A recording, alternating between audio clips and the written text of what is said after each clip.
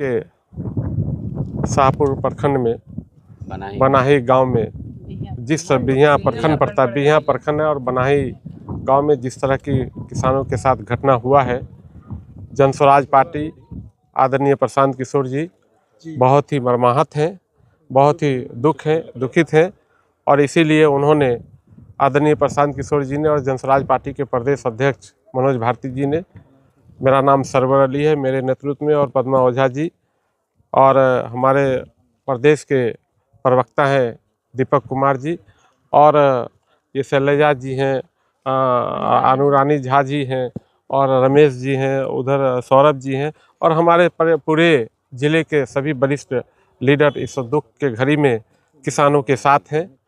और मैं आपके माध्यम से जो प्रशासन ने लापरवाही की है, तकरीबन ये 300 एकड़ गेहूं, वो किसान का सपना जो साल भर लोग इस सपने को जिंदा करके, सपने को देख कर कि साहब जब गेहूं हमारे घर आएगा तो हम अपने बेटी का शादी करेंगे, अपने बेटे का शादी करेंगे, अपने 1 साल की प्लानिंग करके लोग रखते हैं। आज उस किसान का सपना चूर चूर हो गया है और प्रशासन की ये लापरवाही रही कि 5 घंटे तक खेत जलता रहा। आदमी 2 घंटे में पटना से आ जाता है और यहाँ 5 घंटे तक न दमकल आ पाया, न प्रशासन के कोई लोग नहीं आ पाए।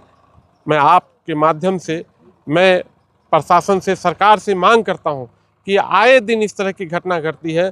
यह देश 70% किसानों पे जीवित है और उस किसानों के साथ इस तरह का व्यवहार होता है और प्रशासन सोई रहती है, सरकार यहाँ का सोया रहता है। सरकार सिर्फ और सिर्फ अपनी बस खैर खां में लगा हुआ है, अपने ऐश मौज में लगा हुआ है।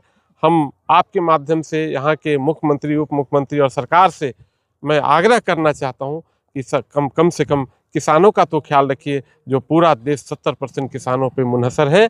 और जिस तरह से ये हुआ है, ये पूरी तरह से प्रशासन और सरकार फेल्योर है। और मैं आपके माध्यम से मांग करता हूं कि जो सपना गरीब किसानों ने देखा है साल भर, जो इस सपने को वो साकार कर सकते थे अपने खेती से, अब तो खेती जल गई है, लेकिन जो किसानों का सपना है साल भर का, जो उनका एक प्लानिंग है अपने बच्चों की शादी करना, अपने आप को आगे बढ़ना, वो कैसे पूरा हो, ये सरकार की जिम्मेदारी बनती है और प्रशासन की जिम्मेदारी बनती है कि वो सरकार तक ये रिपोर्ट पहुंचाए। जिनका जितना जमीन की खेती जली है उनको उचित मुआवजा जरूर मिलना चाहिए। ये शाहपुर विधानसभा है, यहाँ पे न वर्तमान विधायक है न पूर्व विधायक है, लोगों ये तो आप सही बात बोलते हैं। ये तो यहाँ की गांव की जनता, जहाँ जो लोग प्रभावित हुए हैं, आदरणीय प्रशांत किशोर जी और जन स्वराज पार्टी तो हमेशा यही बोलते आ रही है पिछले 3 साल से कि जिस तरह से बिहार की जनता के साथ, बिहार के लोगों के साथ 20 साल पहले जंगल राज रहा, अभी जो सरकार चल रही थी वो भी जंगल राज 2 था। लोग इतने बेरोजगार हो गए हैं कि लोग बाहर पलायन करते हैं। तो जन स्वराज पार्टी तो यही चाह रही थी कि किसानों का भला कैसे हो, पलायन को कैसे रोका जाए, शिक्षा व्यवस्था बेहतर, लेकिन यहाँ की जनता नहीं समझ पाई। अब उसके लिए 5 साल तो यहाँ की जनता को, यहाँ के किसानों को इसका खामियाजा भुगतना होगा। लेकिन जन स्वराज पार्टी ऐसे सभी जिस तरह के लोग तकलीफ उठा रहे हैं इस प्रदेश में, पूरी जनता के साथ जन स्वराज पार्टी खड़ी है। और जो फैसला जनता ने सुनाया है कि आपको रोड पर रहकर जनता के साथ खड़ी रहनी है, जन स्वराज पार्टी हमेशा उन लोगों के साथ खड़ी रहेगी। आप लोग यहाँ पे आए, किसानों से बात हुई, क्या किसान बोल रहे हैं? नहीं, किसान तो बहुत मर्माहत है। देखिए, आपके सामने बात करते करते 2 किसान रोने लगे। 35 एकड़ एक आदमी का जला है, एक आदमी का 15 एकड़ जला है। अब वो तो मैं बता ही रहा हूँ कि जो साल भर का सपना था, वो लोग जो जब गेहूं बोया जाता है तो रात में लोग सोते नहीं हैं, 4 बजे सुबह आ जाते हैं खेत पे कि आज गेहूं बोना है, आज ये करना है, वो करना है। और दूसरा प्लानिंग ये होती है कि हम गेहूं कैसे काट कर घर ले आएँ, उनका सपना होता है। वो रात भर सोते नहीं हैं। लेकिन देखिए जिस तरह का हुआ है और सरकार की जो लापरवाही रही है, वो सही मानों में बड़ा दुखदाई है। और ऐसे में सरकार को और प्रशासन को शर्म आनी चाहिए। जो पूरा देश किसानों पे मुनहसर है, वैसे लोगों के साथ भी न्याय नहीं कर पा रही है। बनाही पहुंची है, देखा जा रहा है काफी क्षति हुई कल आगलगी की घटना में। जी क्या कहना? कल हम लोग गए थे मोतिहारी, और मोतिहारी में भी ऐसी आपने देखा होगा कि शराबबंदी तो है, और शराबबंदी होने के बावजूद आज वहाँ पे 7 लोग मारे गए हैं और करीब 15 लोगों की आंखों की रोशनी चली गई है, और कितने लोग उनसे प्रभावित है। तो कल सारा दिन जो जनसुराज की टीम थी और हमारे सरवर अली जी के साथ हमारे सारे वरिष्ठ नेता हम लोग वहाँ पे गए थे देखने। परसों हम लोग नालंदा गए थे, वहाँ पे जो दुर्घटना घटी थी कि महिलाओं को स्टैंपिंग कर दिया गया था, 8 महिलाएं मरी थी और एक महिला के साथ जो पूरे गांव के लोगों ने दुर्व्यवहार किया था। तो लगातार हम लोग ज़मीन पर घूम रहे हैं। कल 12 बजे हम घर पहुंचे हैं, उसके बाद हमने मोबाइल पे देखा कि हमारे बनाही में भी आग लग गई है और यहाँ पे काफ़ी नुकसान हुआ है। तब से वो सीन हमें सोने नहीं दिया। हम सुबह उठे और फिर सबसे, हमारे जितने भी वरिष्ठ नेता हैं सबसे हमने बात कही, और सबका एक ही था कि ये समय हम लोगों को जा कर के वहाँ पे खड़ा होना पड़ेगा, क्योंकि जनसुराज का उद्देश्य ही है कि जहाँ भी जनता कहीं किसी कठिनाई में और समस्या में पड़ती है वहाँ पे जनसुराज है। क्योंकि जनसुराज के लिए यहाँ की जनता ने रोड, सड़क की राजनीति करने के लिए हम लोगों को छोड़ दिया है, और हम लोग सड़क की राजनीति कर रहे हैं।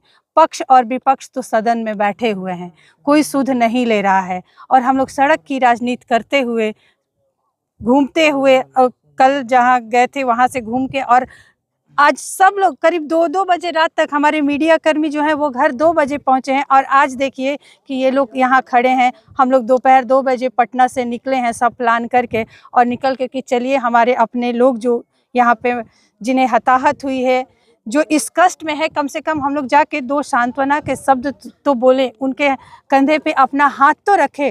क्योंकि मैं देख रही हूँ कि यहाँ के जो विधायक हैं और पूर्व विधायक हैं, अभी तक किसी ने सुध नहीं ली।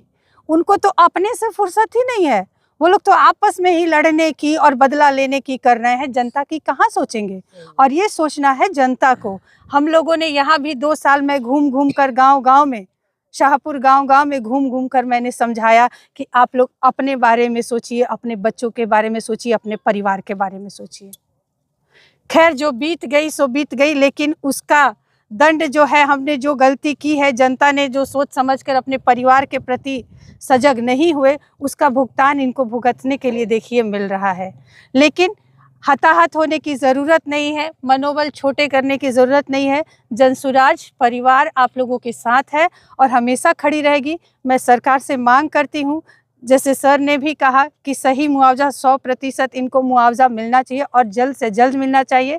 यहाँ पे जो बोरिंग भी जला है, काफ़ी सारी बोर भी जला है जी, गणेश यादव, लक्ष्मण यादव का बोर भी जला है। तो लोग सोच रहे हैं कि बस इतना ही नुकसान हुआ है, और खेत तो हर साल जलते रहता है, ऐसे लाइट में लोग ले रहे हैं विपक्षी लोग। लेकिन ऐसा नहीं है। आप ज़मीन पर आइए तो देखिए कि किस तरह से आपका कलेजा मतलब कुहुक उठेगा कि यहाँ के लोग जो किसान, गरीब किसान है, और जो सपने संजो करके एक बच्चा आदमी तैयार करता है, वैसे ये अपने पौधे को बोते हैं, बीज रोपते हैं कि हम फसल काटेंगे, और फसल काटने का समय आया तो आज जो आगजनी हुई, यहाँ सरकार की, यहाँ प्रशासन की नाकामी दिखाती है। हर जगह जहाँ भी जो भी घटना घट रहा है और हम लोग जा रहे हैं, हर जगह ये दिखा रहा है कि बिहार सरकार की जो प्रशासन व्यवस्था है वो सबसे ज़्यादा ध्वस्त और सुस्त है, जिसकी वजह से यहाँ की जनता को ये सारी तकलीफें झेलनी पड़ रही है। आगलगी की घटना में कई ऐसे किसान हैं जैसे खाने पीने पे भी लालच पड़ गई है। बिल्कुल वही दुखदाई है। पता है कि भारत जो है हमारे कृषि प्रधान देश है, और यहाँ के गरीब किसान, कोई कहता है कि वो गरीब है, नहीं, किसानों से गरीब कोई है ही नहीं, क्योंकि किसान पूरी तरह से वो खेती पर निर्भर करता है, और उसकी पूरी फसल बेकार हो जाना ये हम समझते हैं। लेकिन ये बात सरकार समझे, विपक्षी समझे, इसको सदन में उठा करके जल्द से जल्द फैसला लिया जाए और इनकी सहायता की जाए। ये मानवता होगी उनकी, तो मैं चाहती हूँ कि वो लोग मानवता का परिचय दें। सर ये भी देखा गया कि जो दमकल की गाड़ी है वो 2 घंटे बाद, बड़ी गाड़ी, छोटी गाड़ी तो यहाँ पर आई थी, जलने के बाद छोटी गाड़ी तो मतलब पहले आ चुकी थी, 1 घंटा मगर दमकल की जो गाड़ी, बड़ी गाड़ी है, वो देर से आने की वजह से अगर सही समय पे आ गई तो शायद इतना नुकसान। जी सर, छोटी गाड़ी की क्लच प्लेट वही कही जा रही है ना कि उनको इतनी भी संवेदना नहीं है कि ये पता है कि इन दिनों में जब हवाएं चलती है और फसल पकती है तो आगजनी होती है। सब जानते हैं कि हर साल, जब बोल रहा है कि हर साल हो रहा है तो हर साल हो रहा है।